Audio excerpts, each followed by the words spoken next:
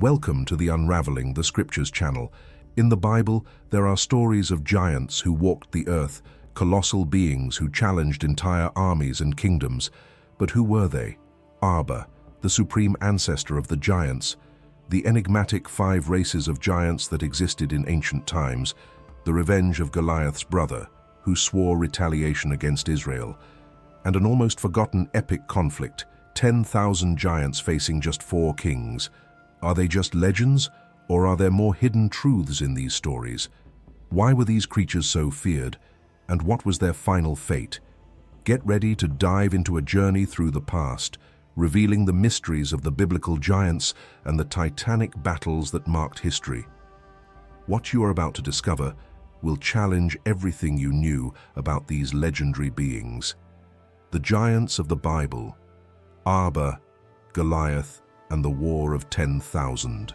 The biblical giants make their first appearance early in the book of Genesis, in chapter 6, where one of the most intriguing accounts of the scriptures is revealed. The text states that the sons of God saw that the daughters of men were beautiful and took them as wives, creating a hybrid lineage of beings known as the Nephilim. These colossal creatures, described as giants, inhabited the earth before the flood and, surprisingly, reappeared after it. But who were these sons of God mentioned in the holy text? The answer lies in the very root of the Hebrew term used, B'nai ha-Elohim, which in Aramaic is B'nai Elaha. Both expressions are traditionally associated with angels and celestial beings, making it clear that the giants were, in fact, the result of the union between humans and fallen angels, those who abandoned their heavenly home and became corrupt. In other words, the giants were descendants of the ancient demons.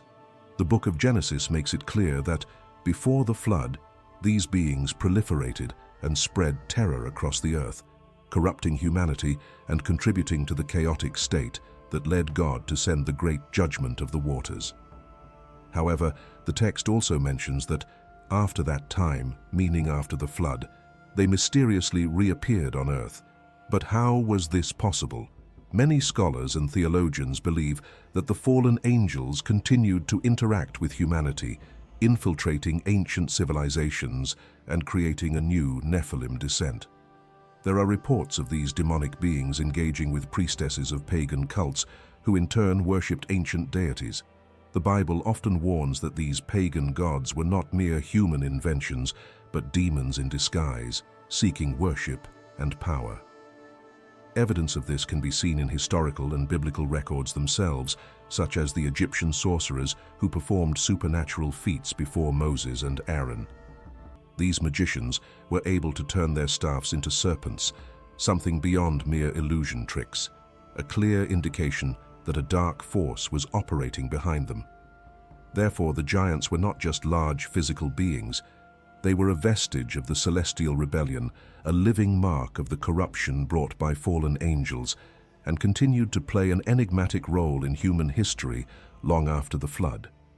After the flood, a new generation of giants reappeared on earth, spreading across various regions of the Middle East and beyond.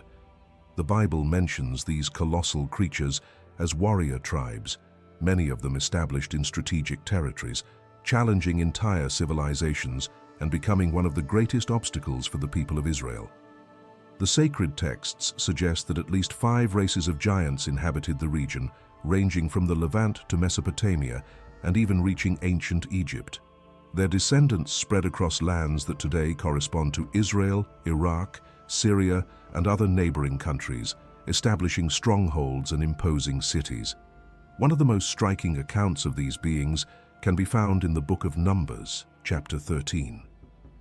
When the Israelites were sent to spy on the land of Canaan, they were terrified upon seeing the descendants of Anak, one of the most feared tribes of giants. They described the Anakim as enormous and frightening creatures, so colossal that, in comparison, the Hebrews felt like grasshoppers. Furthermore, the accounts highlight the strength and numbers of the Canaanites, whose cities were impressively fortified and defended by these supernatural beings. But who were these 5 races of giants? What was their origin and the meaning of their names, given by the peoples of the time?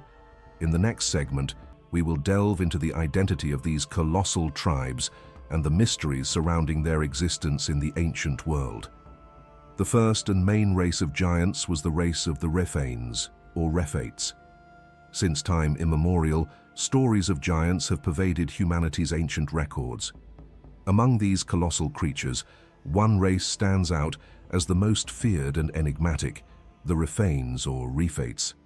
This name, mentioned in ancient scriptures, carries deep and disturbing meanings.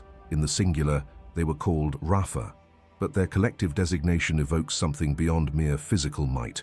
The word Refain, both in ancient Hebrew and Phoenician, carries a somber weight.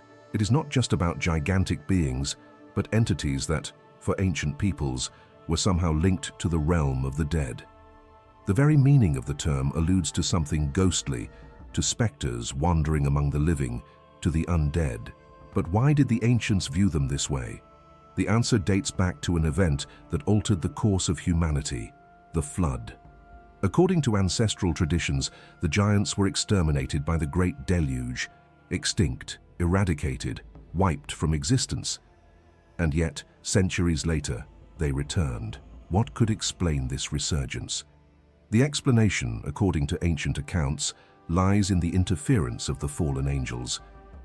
These entities, worshipped as deities by some civilizations, once again mingled with human women, giving rise to a new lineage of giants, the continuation of the ancient stock that was believed to have been destroyed. The stature of the Refaines was something that defied understanding. They were titans among men, reaching impressive heights. Biblical records mention that one of them, Og, king of Bashan, was approximately 15 feet 5 inches tall and nearly 6.5 feet wide. This description was not exclusive to him. It indicated that the other Rephates had similar proportions, making them true mountains of flesh and bone, beings that walked the earth like gods of war and terror. The second race of giants that walked the lands of Canaan and terrified many has been well known thanks to novels and Hollywood films, the Anakim. If there was a race of giants that struck fear and dread in the lands of Canaan, it was the Anakim, the feared sons of Anak. Unlike the Refaines, whose name evoked the world of the dead, the Anakim carried in their very name a troubling revelation about their origin. The term Anak was not just a name, it was a clue about the lineage of these colossal beings. Derived from ancient Sumerian, Anak or Anakin meant something that completely changed the perspective on these giants, children of those who fell from the sky. This definition alone is enough to cast a shadow over the true nature of the Anakim. They were not seen only as enormous and powerful beings, but as direct descendants of the entities that came from the sky. The ancient pagan gods worshipped in regions of the Middle East, Africa, and Asia. Their parents, their progenitors, were not mere mortals, but those who, according to ancestral traditions, fell from the heavens and gave rise to a race that defied the natural order. Whenever the Anakim were mentioned in ancient records, the emphasis was placed on their immense stature and colossal strength. The scriptures describe them as formidable warriors, so tall that they surpassed ordinary men by more than 6 or 10 feet. Estimates suggest their height ranged from 11.5 to 14.5 feet, with some accounts even suggesting they could rival the Refaines, surpassing the 15-foot mark. If the Anakim were feared for their strength and celestial lineage, and the Refaines for their spectral aura, there was still a third race of giants that ravaged the lands of the Middle East and spread terror throughout the Levant: the fearsome Emims. The mention of these colossal beings can be found in the sacred scriptures, specifically in the book of Deuteronomy 2:10-11, where it is written, "The Emims formerly lived there, a people great and numerous and as tall as the Anakim." Here there is a crucial detail. The sacred text itself emphasizes that the Emims were as tall as the Anakim, suggesting that these titans also surpassed 13 feet in height, possibly even rivaling the Rephaim themselves. The idea that these giants were a terrifying threat resonates even in the meaning of their name. The term Emims, according to Rabbi Rashi, can be translated as fearsome or monstrous. This name, far from being just a tribal designation, was a direct reflection of their frightening appearance. and their psychological impact on the peoples of the time. The Emims were not just giants in stature, they inspired true terror. But perhaps the most terrifying aspect of this race was not just their size. The Jewish historian Flavius Josephus, one of the primary historical sources on ancient giants, described a disturbing detail. The Emims had a terrifying scream, comparable to the roar of a lion, a fierce, guttural and resonant sound that, according to reports, froze even the bravest warriors with fear. Furthermore, their grotesque appearance set them even further apart from the other giants. While the Anakim were strong and the Rephaim seemed like specters from another world, the Emims were described as true monsters, their features distorted by the brutality and horror they inspired. Whether through their strength, their colossal height, or their terrifying presence, the Emims left their mark on the memory of ancient peoples. The fourth race of giants that ravaged the Middle East, the Zuzim. Among the hidden enigmas of antiquity, a race of giants stands out in the vast landscape of the Middle East. Known as the Zuzim, these colossal beings are mentioned in ancient records and described as creatures of extraordinary strength. Their name, derived from an Aramaic term, carries an intriguing meaning: rigid, strong, or robust. A designation that reflects not only their impressive stature, but also their superhuman resilience. Reports suggest that the Zuzim stood between 10 and 13 feet tall, making them true titans who walked the earth. They were imposing, endowed with brute strength that made them feared in battles and territorial disputes.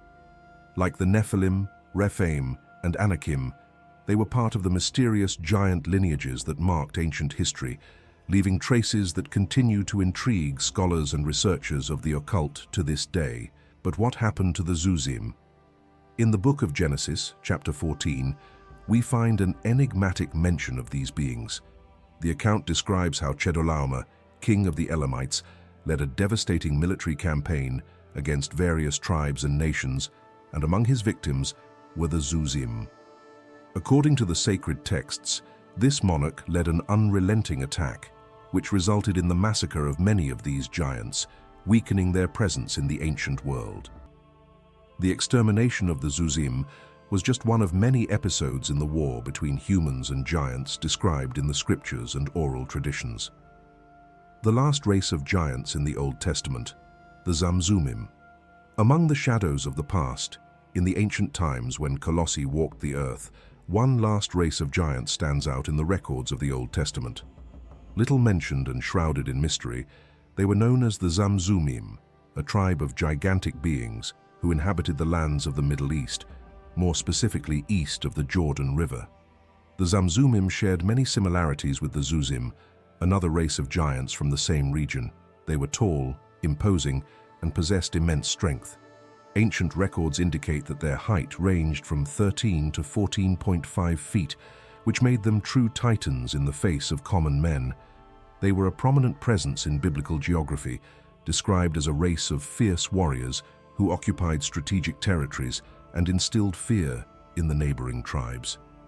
However, even these giants were unable to resist the relentless tide of history. The Zamzumim came into direct conflict with the descendants of Lot, especially the Ammonites, who were disputing the fertile lands once belonging to this ancient race.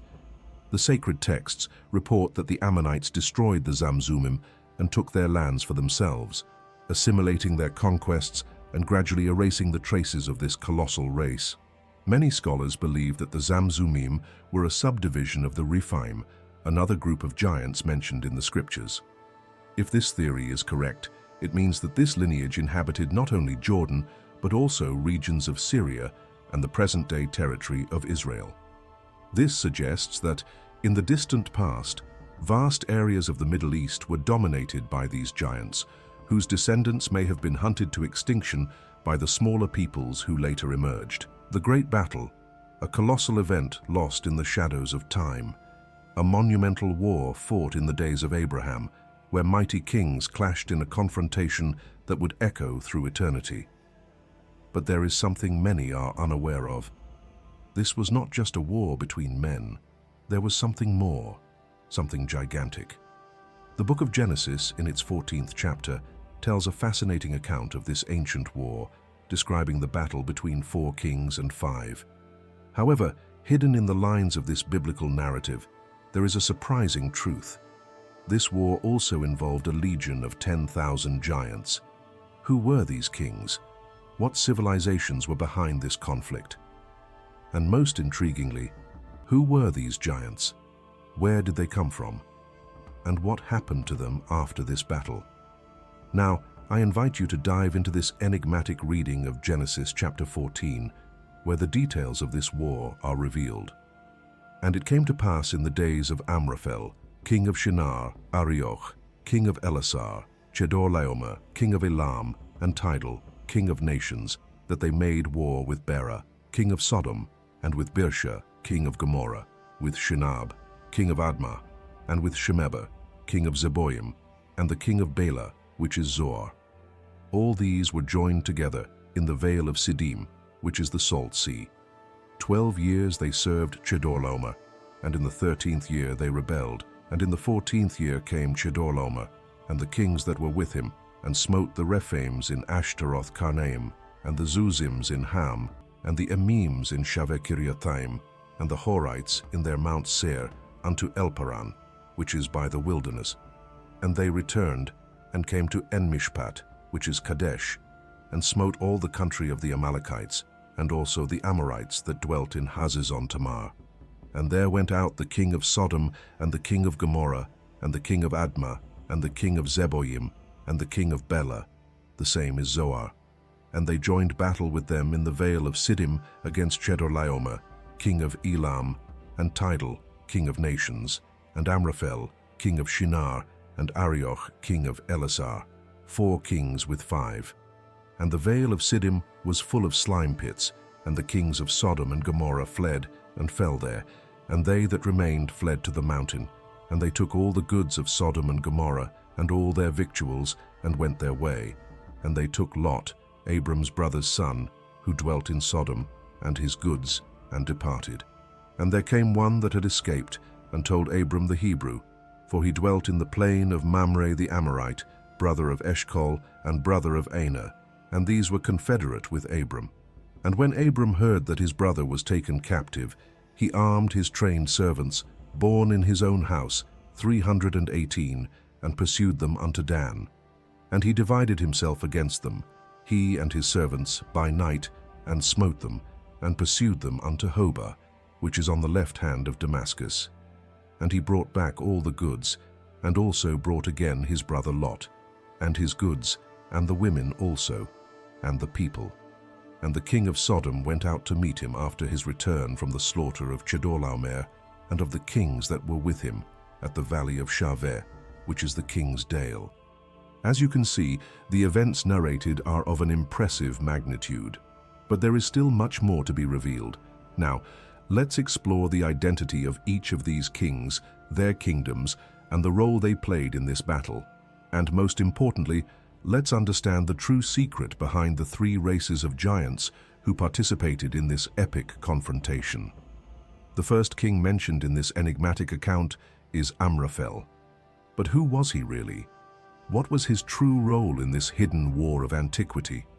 In ancient texts, his name appears in different forms: Amraphel in Hebrew, Anraphel in Greek, and Amraphel in Latin.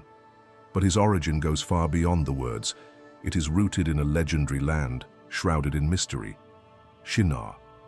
Shinar, a name that resonates through the millennia, is an ancient designation for Sumer, the primordial land of great kings and the first known civilizations. This region, also identified as Babylon, was a center of power and knowledge, where, according to some traditions, the first human empires flourished under the guidance of ancient gods. In the verses of Genesis 14, Amraphel appears as one of the 4 kings who marched to war, alongside Tidal, king of Goyim, Arioch, king of Elasar, and Chedorlaomer, king of Elam. Together, they devastated Sodom and the neighboring cities in the bloody conflict of the valley of Siddim. But there is an even more surprising detail. They faced colossal creatures, beings that conventional history insists on erasing from humanity's memory. But who was Amraphel really? Some scholars believe that this name conceals an ancient Sumerian title. Some suggest that he was Quintarapastu, a Sumerian monarch whose name can be translated as the Great Person.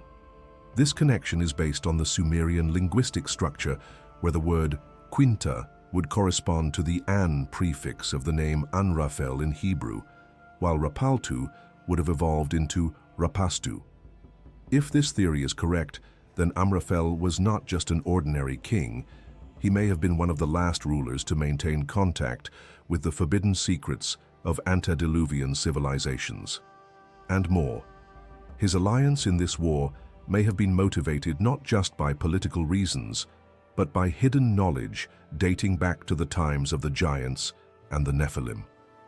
Among the great leaders of antiquity, one name stands out from the shadows of history: Chedorlaomer, the enigmatic king of Elam. His dominion extended over the land of the Elamites, one of the oldest Semitic peoples, direct descendants of Shem. The region he ruled corresponds to what we now know as Iran, but his influence stretched far beyond geographical borders. In ancient Elamite records, he is mentioned as Kudur Lagamar, a title suggesting a power and presence that echoed through the corridors of time. But Chedorlaomer did not rule alone.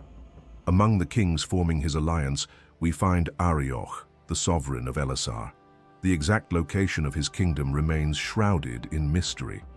Some historians suggest that Elasar could have been located in Asia Minor, perhaps in Cappadocia or Antioch, lands known for their ancient fortresses and for having been the stage of empires that rose and fell over the centuries. Other theories point to an even more obscure kingdom, lost in the mists of time, where rulers like Arioch played crucial roles in the events that shaped entire civilizations. What do these figures have in common? These are names that emerge from the depths of history, but carry with them a weight that transcends simple mention in ancient texts. They were kings, yes, but also key pieces in a much larger game, a game of power, conquests, and secrets buried beneath the ruins of the past. Tidal, the enigmatic king of Goyim, known as Tidal in the original Hebrew, ruled a land surrounded by mysteries. One intriguing detail about his domain lies in the very word Goyim, which in Hebrew and Phoenician means nations, while in the Semitic context it can be translated as peoples.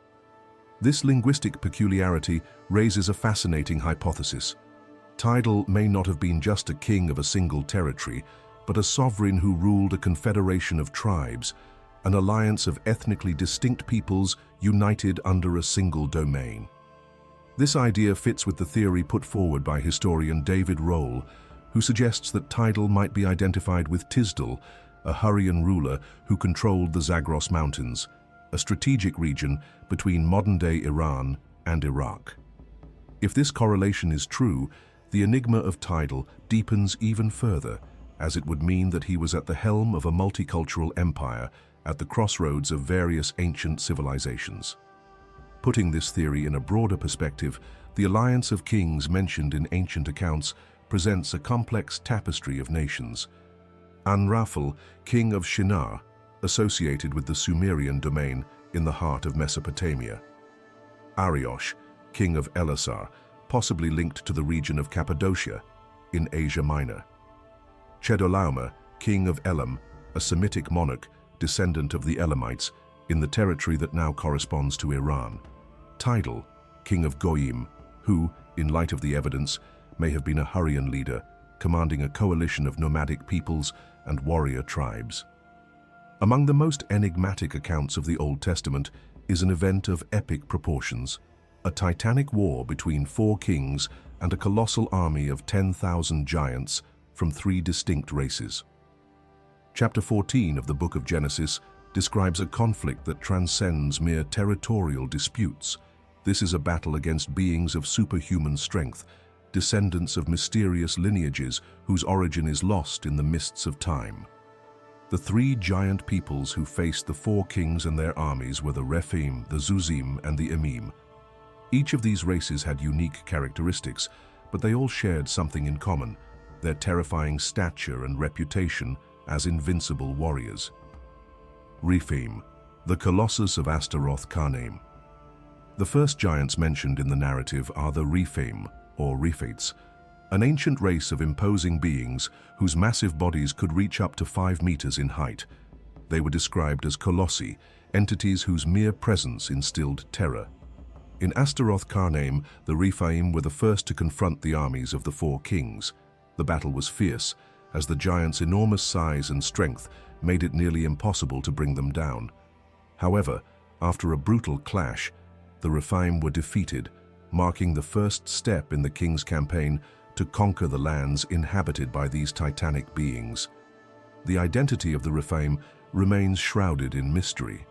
Some believe they were descendants of the Nephilim, the giants mentioned in Genesis 6, possibly survivors of the Great Flood. Zuzim, the race, hidden in the shadows of time. The Zuzim were the second race of giants mentioned in the text. Unlike the Rephaim, the Bible reveals little about their origin or physical characteristics. They appear enigmatically as a monstrous people who inhabited the region of Ham.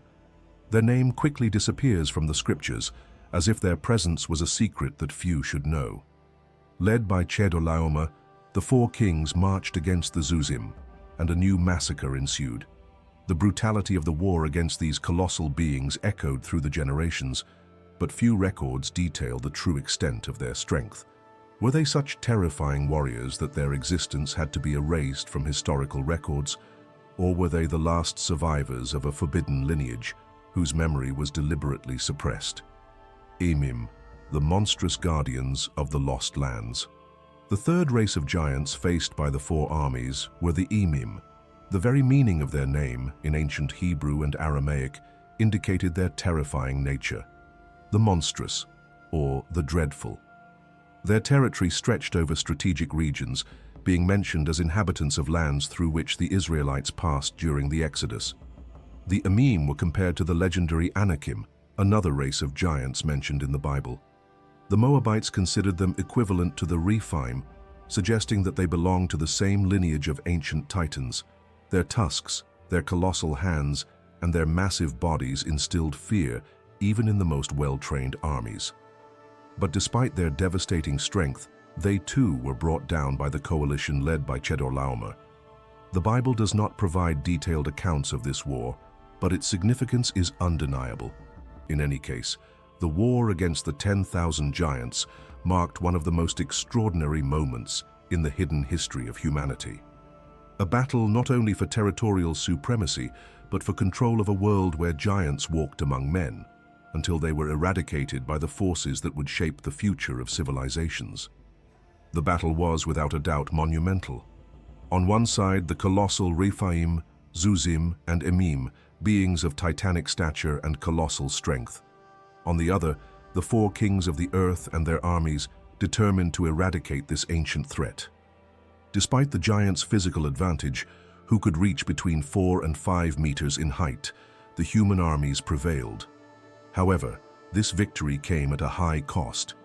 The overwhelming number of mortal warriors against the 10,000 giants made the difference on the battlefield, but the struggle was brutal and bloody.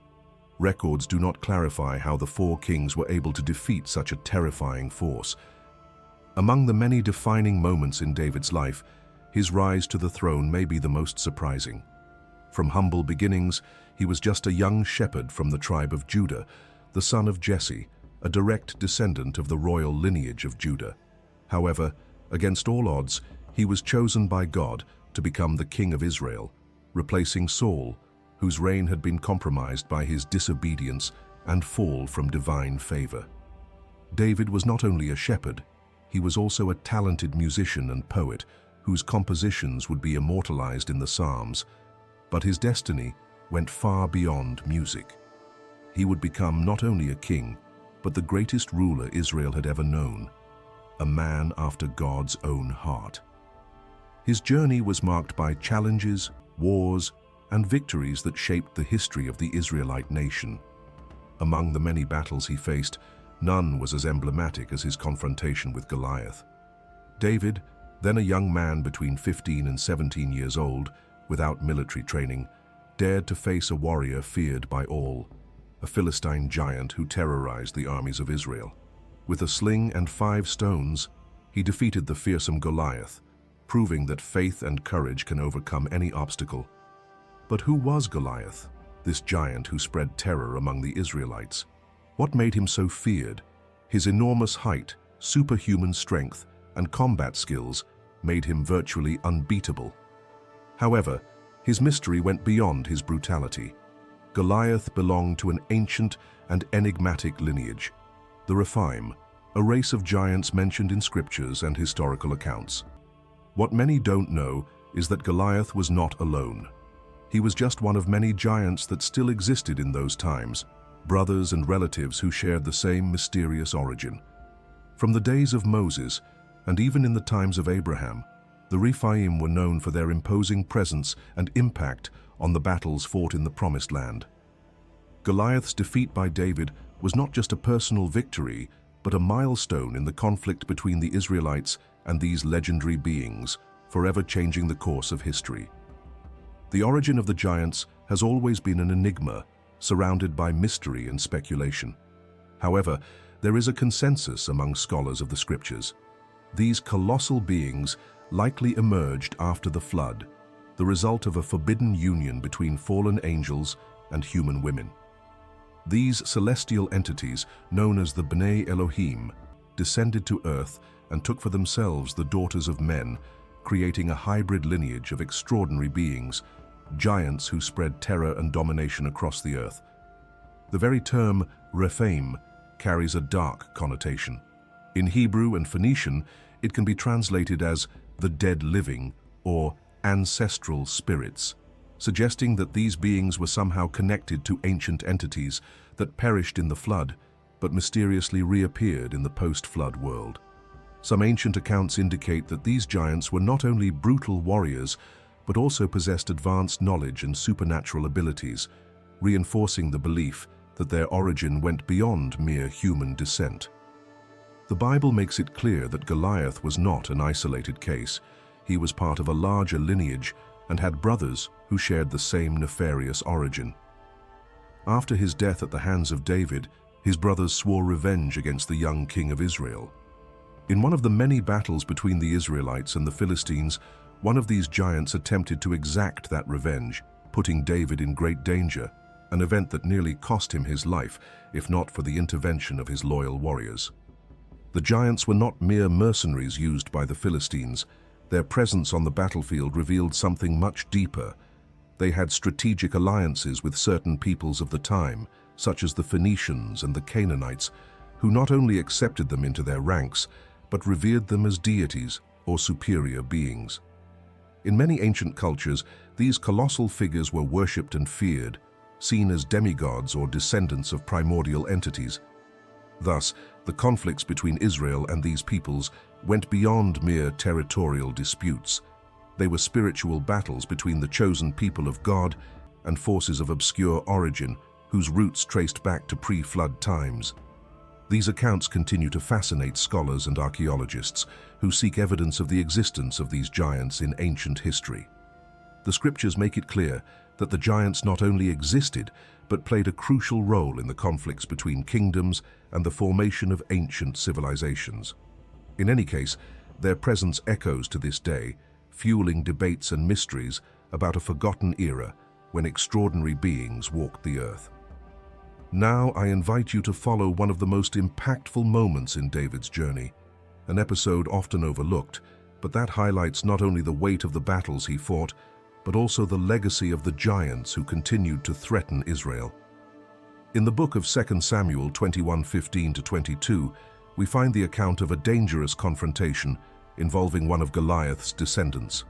After years of reign and numerous wars, David, now elderly, led another battle against the Philistines. However, this time, something different happened. The king felt the weight of age and war pressing down on him. At the height of the combat, an imposing warrior named Isbi-Benob appeared on the battlefield. He was no ordinary soldier. He belonged to the lineage of the Rephaim, the same as Goliath. With a bronze spear weighing about 13 pounds and wielding a newly forged sword, he saw his chance to avenge his brother and end the life of the king of Israel once and for all. David, exhausted and vulnerable, was at the mercy of death. But it was at this crucial moment that Abishai, son of Zeruiah and David's nephew, intervened. With a precise strike, he brought down Isbi-Benob, saving the king from a fatal fate. In light of this event, David's soldiers made a solemn vow. They would never allow him to return to the battlefield, for he was the lamp of Israel, and his loss would be irreplaceable. However, the threat of the giants had not yet ended. Soon after, a new war against the Philistines broke out, resulting in the death of another giant, Saph. Then another battle took place at Gob, where Elhanan, the son of Jare-Oregim, defeated another formidable warrior, identified as Goliath the Gittite. But there was one more challenge. In another battle fought at Gath, a warrior of impressive stature, who had 6 fingers on each hand and each foot, challenged Israel. However, he was slain by Jonathan, the son of Shimea, David's brother. These 4 were born to the giant in Gath, and fell by the hand of David, and by the hand of his servants. 2 Samuel 21:22. Thus, we see that the threat of the giants persisted, but one by one, they were defeated.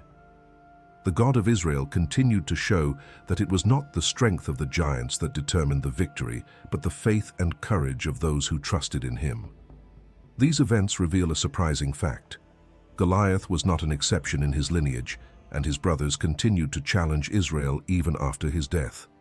The presence of these giants in the biblical accounts suggests that they represented a persistent threat, and their battles with God's people hold mysteries that remain little explored.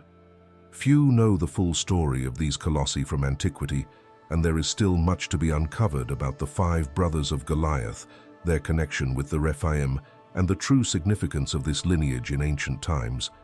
Who were these giants? Where did they come from? How did they perpetuate through the ages? If you want to understand more about each of them and the enigmas surrounding their origin, stay tuned. I will soon bring a detailed analysis of this almost forgotten lineage and their battles against Israel. I'm sure you'll be amazed. This narrative, practically erased from popular memory, reveals one of the most dramatic moments in David's life.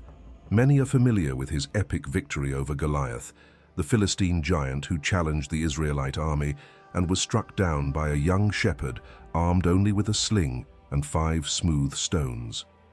But few know that, years later, as king, David faced another giant, a warrior as formidable as Goliath, determined to avenge the death of his brother. His name was Isbi-Benob. Like Goliath, he descended from the lineage of the Rephaim, a people of giants whose existence dates back to ancient times and who, in some way, survived the flood. The Philistines, recognizing the immense strength of these beings, not only recruited them as mercenaries, but also revered them as deities due to their towering stature and superhuman strength. However, Isbi-Benob was not just a warrior hired by the Philistines. This battle was personal. His desire for revenge against David burned fiercely. He wanted to eliminate the man who dared to challenge his race and stain the honor of the giants with Goliath's death. The confrontation took place amid an intense battle between Israel and the Philistines. David was no longer the fearless young man of his earlier years. Years of combat had left deep marks, and on that day, exhaustion made him vulnerable. The weight of age and battles began to take its toll. The king of Israel, fatigued, found himself in real danger of death. It was at this critical moment that Isbi-Benob advanced. His weapon was terrifying, a massive spear with a bronze tip weighing about 13 pounds, capable of piercing any armor with ease. Additionally, he wielded a newly forged sword, made to destroy any enemy that crossed his path. He was no ordinary adversary. Isbi-Benob stood at a colossal height, estimated to be between 9 and 11.5 feet, and his presence was so intimidating that even the bravest soldiers quaked before him. David, determined, fought courageously, but fatigue was taking its toll. Just when it seemed that all hope was lost, Abishai, son of Zeruiah, intervened. In an act of bravery, he attacked the giant before he could deliver the fatal blow, killing him and saving David from imminent death. This moment marked a great turning point. The soldiers of Israel realized that their king could no longer expose himself directly to danger on the battlefield. In a solemn oath, they declared that they would never allow David to risk his life again, for he was the light of Israel, and his loss would be irreplaceable. Thus, the story of the giants did not end with Goliath. The descendants of this lineage continued to challenge Israel, but the courage and faith of God's people ensured that, one by one, they were defeated. These often forgotten battles reveal not only the power of the giants, but also the strength of a king who, even in his most fragile moments, inspired his warriors to fight until the end. This battle wasn't the last time the giants crossed Israel's path. Goliath's brothers continued to appear, and other descendants of the Rephaim still challenged the Israelites. But on that day, one of the last great giants met his end, and with him, the certainty that the era of the giants was coming to an end. And so, we have unraveled some of the greatest mysteries about the giants of the Bible. Arba, the colossal ancestor. The 5 giant races that challenged kings and prophets. The revenge of Goliath's brother. And the impressive battle of 10,000 giants against just 4 kings. But the big question remains, are these stories just ancient legends or fragments of a truth hidden in time? The Bible leaves us clues, but the secrets of the giants remain shrouded in mystery. What else could be hidden in the pages of history? If you liked this content, leave a like, subscribe to the channel, and activate the bell so you don't miss the next videos. See you on the next journey through the mysteries of the past. See you soon.